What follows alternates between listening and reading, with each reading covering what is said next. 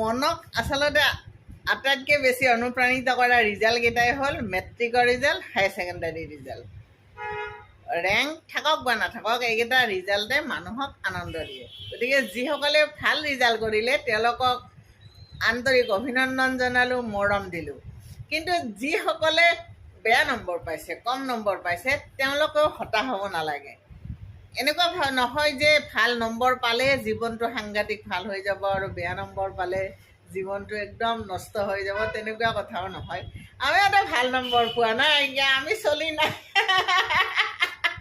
আমিওতো চলি আছোঁ ধুনীয়াকৈ, চলি নাই জানো? আমিওতো লগৰবিলাকতকৈ আটাইতকৈ বেয়া নম্বৰ পাইছোঁ। আমাৰ লগৰবিলাকে ইমান ধুনীয়া ধুনীয়া নম্বৰ পাই পাছ কৰিছে আৰু আমি কম নম্বৰ পাই পাছ কৰিছোঁ, কিন্তু আমিওতো ধুনীয়াকৈ চলি আছোঁ। গতিকে উদাহৰণ আৰু চাওক, গতিকে কম নম্বৰ পোৱা মৰমৰ সকলো ছাত্ৰ ছাত্ৰীকে কৈছোঁ,